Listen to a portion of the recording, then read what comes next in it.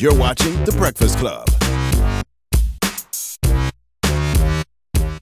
Morning, everybody. It's DJ Envy, Angela Yee, Charlamagne the Guy. We are The Breakfast Club. Let's get in some front page news. Now we got to talk James Harden. He was the first player to score 60 points in a triple-double last night. 60 points, 10 rebounds, and 11 assists. Salute to James Harden. Ever since he got rid of all his Instagram models, you don't see him out in the streets with these chicks no more, and he's been focused. He is focused. And first player ever in history. The Rockets beat the Magic 114-107 What if he tonight. uses that as a line? Like he tells girls, like, look, I'm trying to be focused. Because you ain't really seen him out in about 2 years with any woman. That and the strip club incident. Remember we got to that little strip club incident? Yeah, that probably made him slow down. After You're that, right. nothing. You're right. And we got a special guest in the building. Yes, Miss indeedy. Angela Rye. Hey. Welcome. She's got a TV show premiering tonight, Angela Rye State of the Union on BET at 10 p.m. Thank you. That was good. Hashtag BETX Angela Rye. But we ain't talking about that yet. We got to talk about this. Well, we are. Yeah, it's a big day. But she's going to be talking about that on the show. It's a rebuttal to the State of the Union. Kind of. Kind of. Okay. It's really about, it's going to be very FUBU-esque. Okay. Meaning, for us by us. For us by yes, us. Mm-hmm. yes. I hope your listeners know that. They know. The know kids that. probably know. Some that. of them. Kids, yeah, I don't know. I mean, at least from the Solange album, maybe not coming from the brand. You're right. But the thing that I thought was really important is that we just spend just a second on Donald Trump, really probably like our first segment, and then everything else is going to be about our State of the Union, our solutions, how we want to address our problems going forward. One of the things that we have seen very consistently this year from us is he does not give a flying damn about us, so we definitely have to care for ourselves. What do you mean? Black unemployment is the lowest it's ever been in a long time. Hashtag thanks, Obama.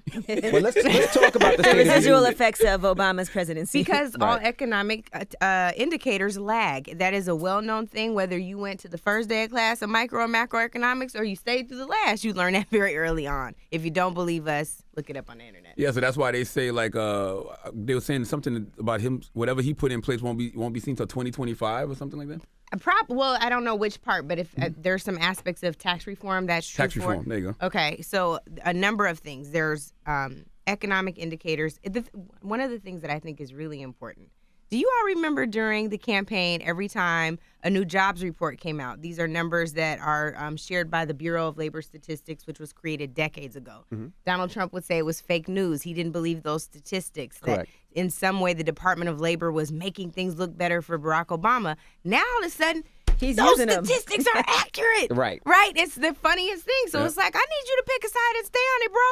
But he can't. One of the 48 laws of power, let other people do the work, you take the credit for it. Now, let's talk about the State of the Union. What did you think about it last night? I didn't think too much about it. What I'll say is, Did you watch it?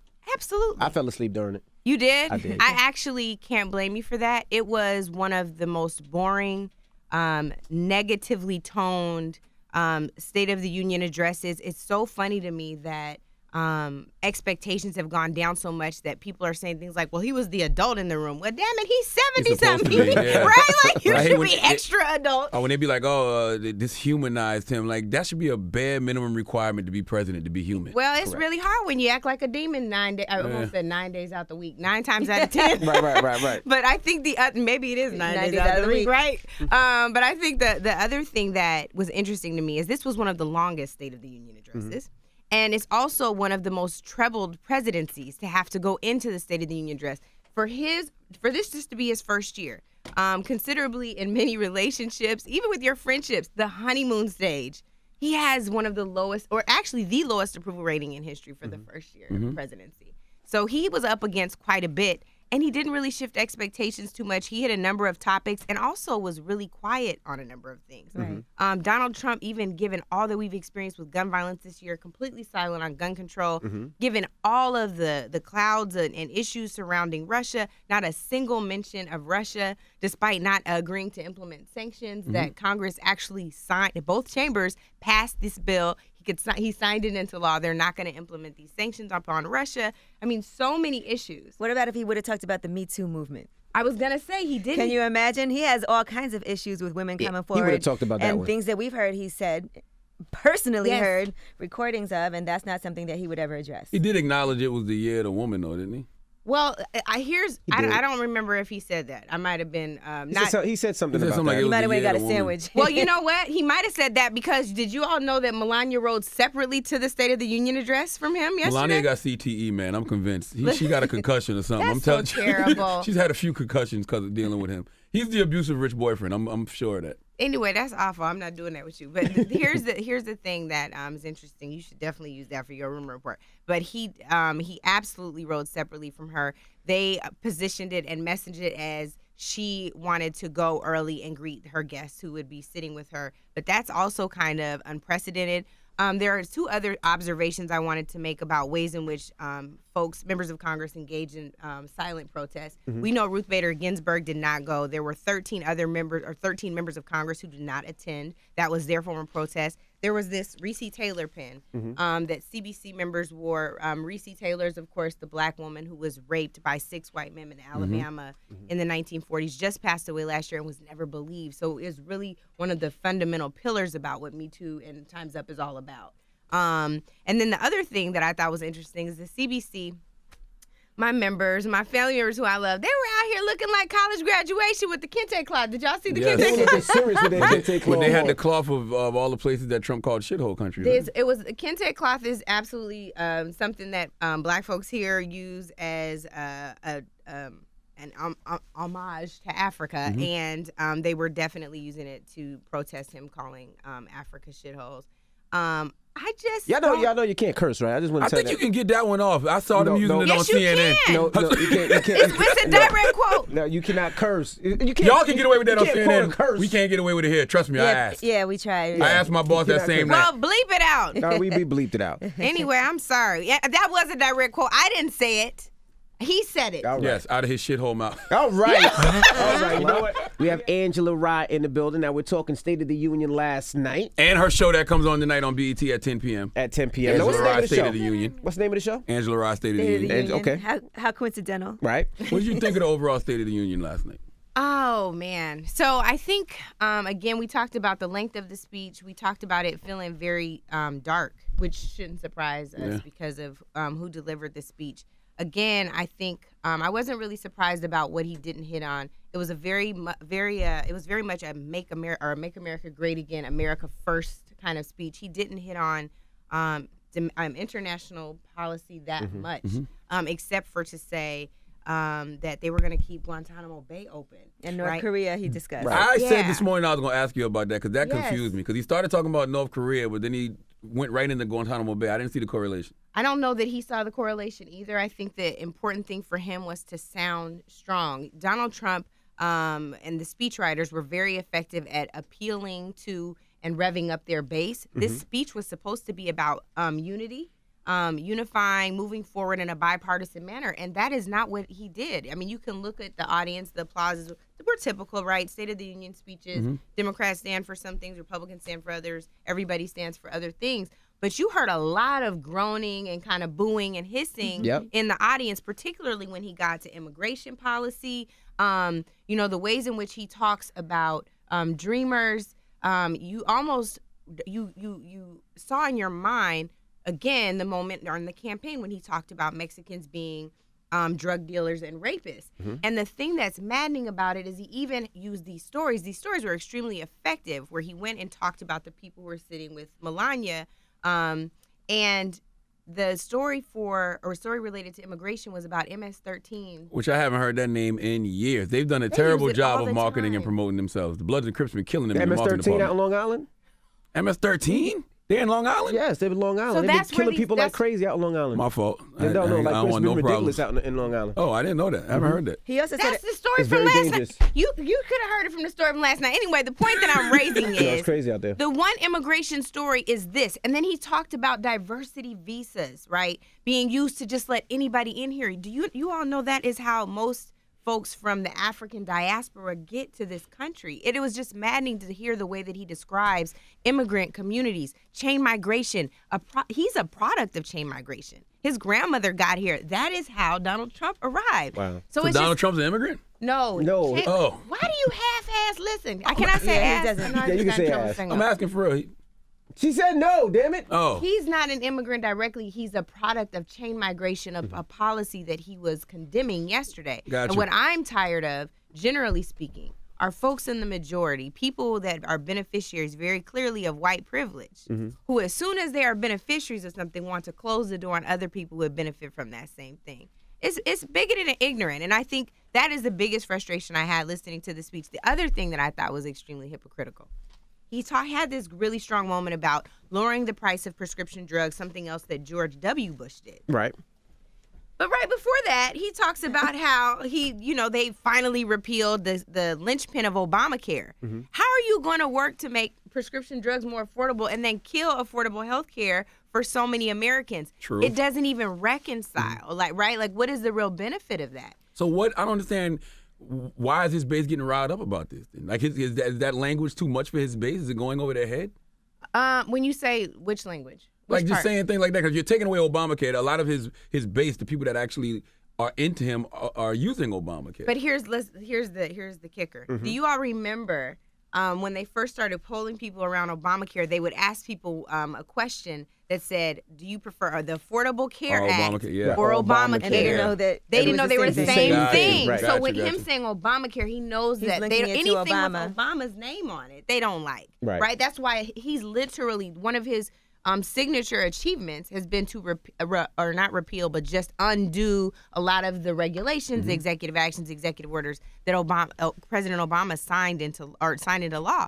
That has been one of his signature achievements. They love that he's undoing that. Now, let me ask you this, because last night a lot of time, Donald Trump spent a lot of time talking about things that he feels he has accomplished, right? Yes. That was the base of his speech. I've done this, I've done that, I've done this, I've done that.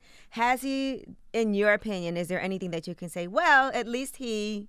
Yeah, what has he actually done? What has he done? Because a lot of things were already put into effect. We're in momentum, and we see the effects of it while he's president now. But it was things that were in effect before he became president. But now that he is, has he initiated anything that we're like, okay? Well, don't hurt yourself thinking about it. No. And it's not going to hurt me to think about it. I think what hurts me is the impact of what he's done, right? So if it's not changing in a negative way, going backwards, how we're talking about fellow Americans, global citizens, he's done that. We've gone backwards. He did sign tax reform into law. That is going backwards for a number of people because the beneficiaries of the tax reform plan are the rich people. Absolutely, and huge corporations. Not even small businesses will really see the benefits of that. All of the regulations that they have rolled back are all harmful. He didn't mention anything about climate change yesterday. He made tax sound good. He made it seem like these are the middle class are going to get more money, and small businesses I think it's like we're not going to tax as much. He made me, I was like, wow. Well, and he also talked about the infrastructure plan. He makes the infrastructure plan sound good, but here's the thing. When you think about what will benefit us, it's not just the rhetoric surrounding it. It's the actual meat and the policy behind this plan. So one of the things, if there truly ends up being a $1 billion infrastructure plan, who's going to work to ensure that minority-owned businesses, there's a program in the Department of Transportation which will be responsible for most of the implementation of an infrastructure package. They have something called disadvantaged business enterprises, that's DBEs. That is where most African-American-owned, women-owned, Latino-owned businesses go to get contracts or subcontracts from prime contractors using that category. Who's going to work to ensure that they can actually get that business? That package won't benefit us if we don't see the jobs from it and the way in which they demonize low-income folks. People who work on the lower end is going to be tough. All the way they're positioning them now, they might give they might say the disadvantage are actually the white people, the poor white people. But they don't qualify for that program right now. I mean, the way that this Republican Congress is working, they could work to codify something like that. At this point, nothing would surprise me, but right now, that is still a program that benefits us. Then he showed he likes black people. He had a young brother there that's a welder, and it was like, I heard he's First of all, token nigga. That's a token nigga. I heard he welds pretty good. That was crazy. What is that? That was crazy, but he did cite his source though. He was like, such and such told me that. Yeah, but listen, he came from the same manufacturing plant, that Staub Manufacturing or whatever, that he shouted them out earlier on. He worked for them, so he couldn't even find a worker from a different place. But anyway. Donald Trump is really an abusive boyfriend, like who beats you but then buys you nice stuff. And then when you complain about getting beat, he's like, well, I bought you this. That's what he does. Well, we're going to take your calls when we come back if you want to highlight Angela Rye or ask her some questions. And then we have to talk about her show tonight. That's on BET 10 p.m. Angela Rye, State of the Union. All right, so 800-585-1051 is the Breakfast Club. Good morning. Hello, now. Who's this?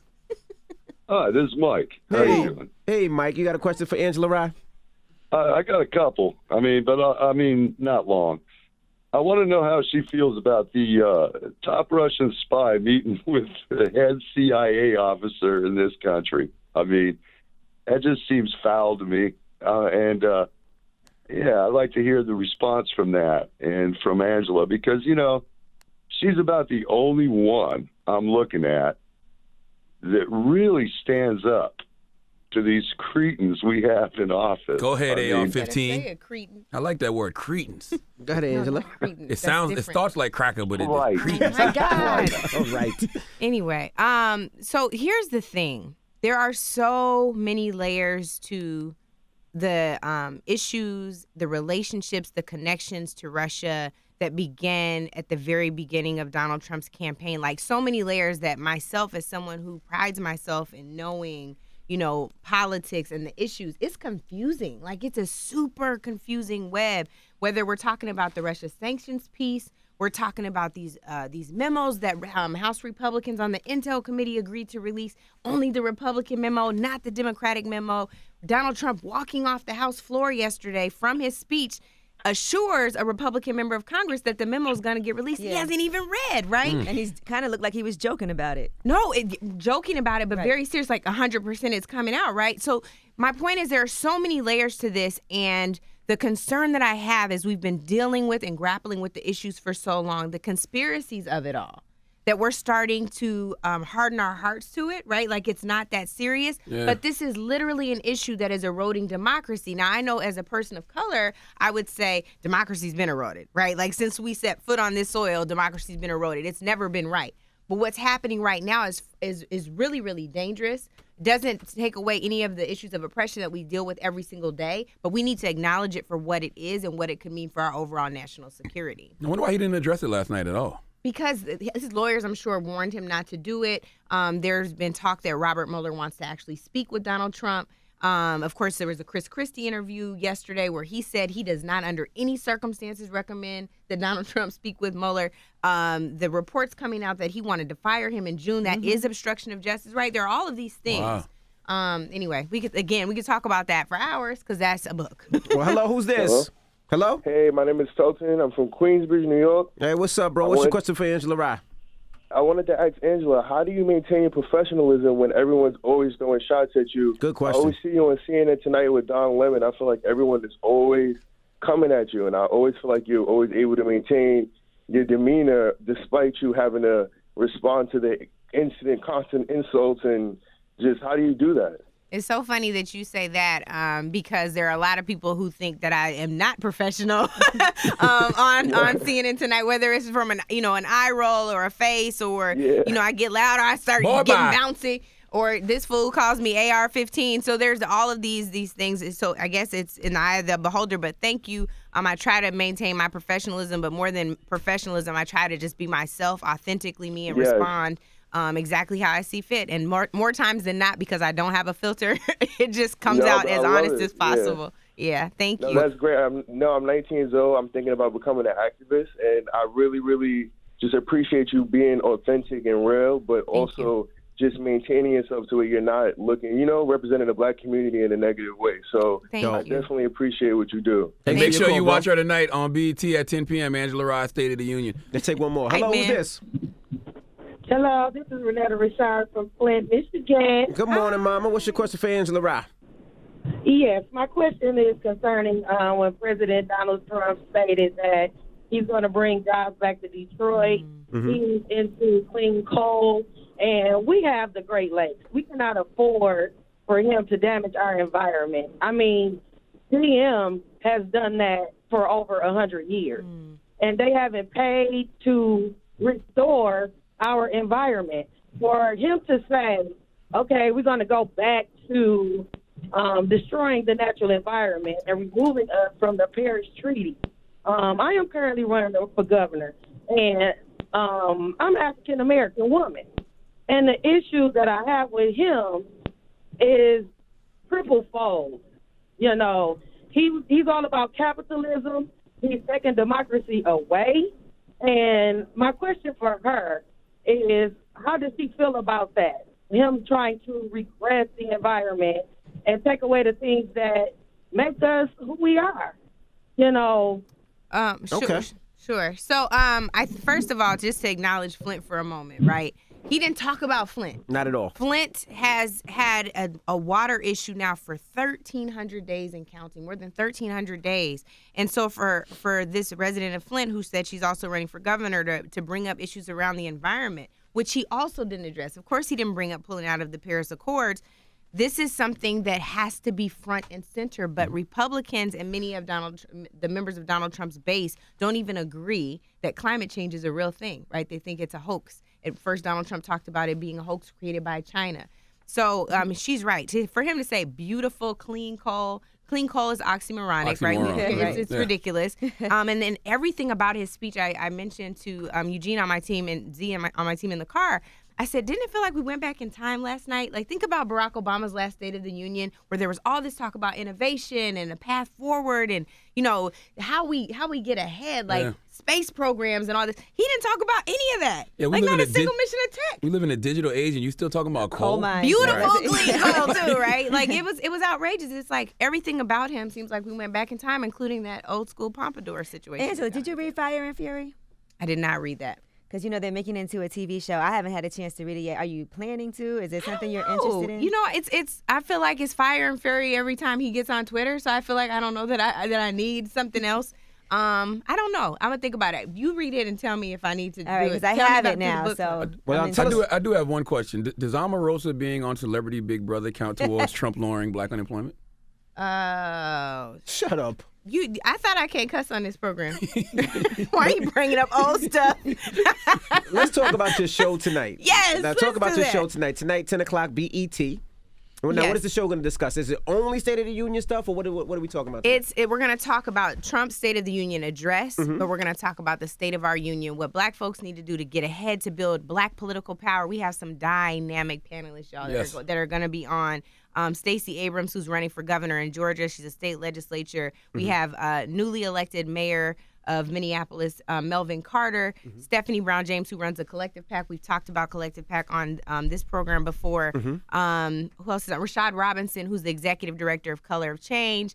And, of course, Queen Maxine is going to do her own rebuttal of Donald Trump's address. I said on CNN yesterday, I really feel like Democrats missed the mark, the pulse on the culture, because if they were smart, they would have got Congressman Waters to do that rebuttal. Yesterday, Joe Kennedy was great. I wish somebody would have told him to wipe the Carmex off the sides of his mouth because it was a little greasy. His mouth looked like Safari's mouth. But it looked like a campaign rally. It looked like a campaign rally, and he was compelling, but it wasn't strong enough. I'm sorry, it was true, but I'm sure he's going to go on to do great things. All right. Well, we appreciate you for joining us and coming through and explaining and breaking down this stuff for us. Yes, Angela Rye said BT on CNN BT on CNN yesterday. I've never seen that before in my life. You didn't? Never heard somebody mention BT on CNN. I was just being natural. I was like, yo, they should have got Congressman Waters to do it, but she gonna do it on BT tomorrow. It's a FUBU rebuttal, there too. You go.